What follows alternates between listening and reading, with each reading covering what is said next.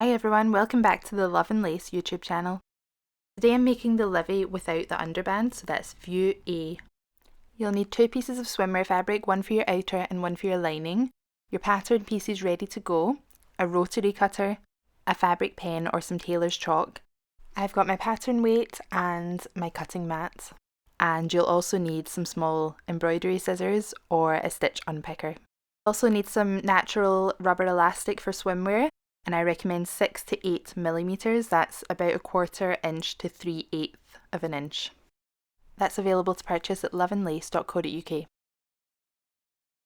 So take your fabric, you're going to cut out one front and one back in both the outer and the lining fabrics. You'll need to stretch your fabric to determine which way the maximum stretch is, and the max stretch goes around the body.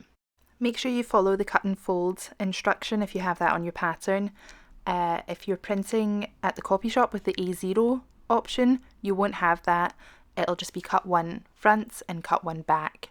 Whereas if you print the A4 or the letter versions, then it's cut one front on the fold, cut one back on the fold, and that'll be for your outer fabric and your lining fabric. Now, just before you start sewing, there's one more thing to do, and that's to mark the position of the dart onto your fabric pieces for the front, outer and the lining.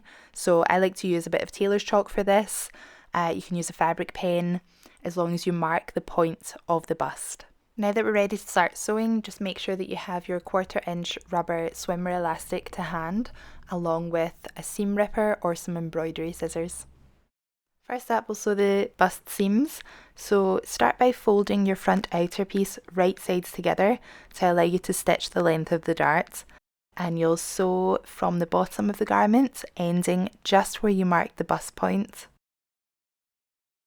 I'm using an overlocker or a serger to sew this entire garment, which is ideal. If you don't have one, however, you can use a zigzag stitch instead. And once you've sewn these darts, don't trim the ends of your overlock stitch just yet. I'll show you how I like to actually secure those instead of trimming them off. And then repeat these steps with the other darts and do the same on your front lining. Okay, so now that you've sewn your darts, you'll be left with the tail ends of the overlocker stitch. And instead of trimming these off close to your fabric, I like to actually lightly pull the tail ends and then double knot them before trimming, just to make sure that it's extra secure. Your stitch isn't going to come loose, especially when it's at the bust area. You really don't want to risk that. Okay, now it's time to sew the front neckline. So I like to pin my fabrics right sides together before I actually go in and sew. I just find it makes it a little bit easier, especially when you're using that kind of slightly slippy lycra fabric. So in you go with the overlocker, and you're going to attach your rubber swimwear elastic at the same time. Now when you do this, you can lightly stretch the elastic, if anything at all. If you stretch it too much, you will create a kind of bunched effect, which we don't want. And then repeat these steps with your back neckline.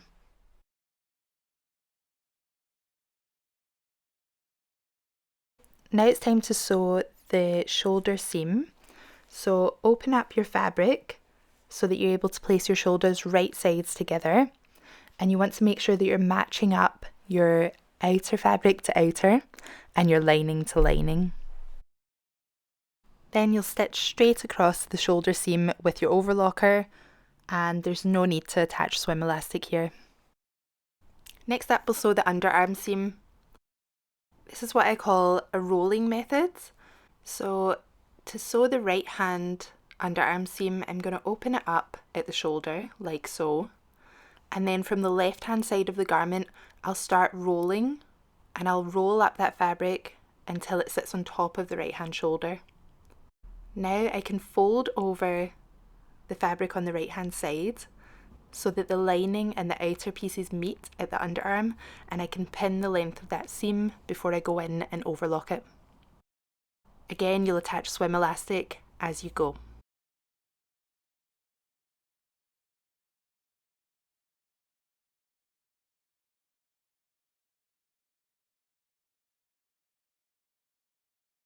Repeat this rolling method to sew the other underarm seam.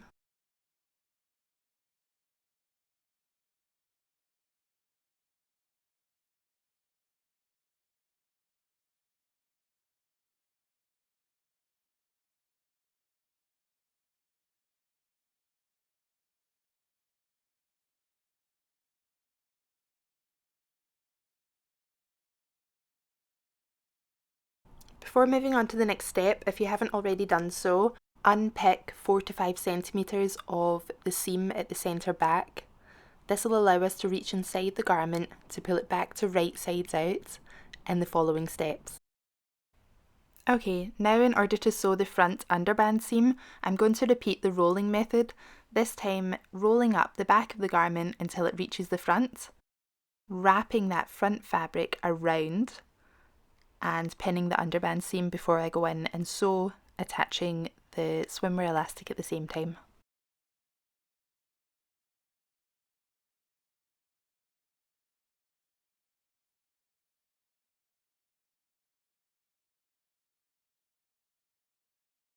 You should then turn the garment back out to right side out before repeating the method again to sew the back underband seam.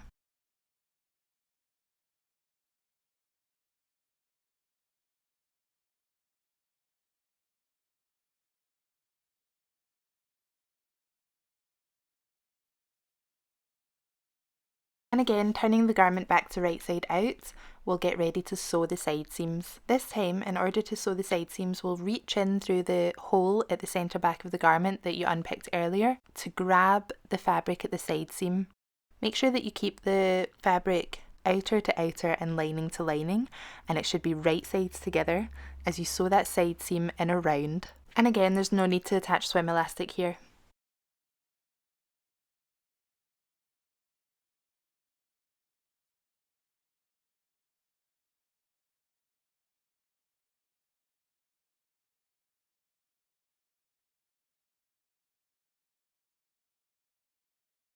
Turn the garment to right side out before repeating the method to sew the other side seam.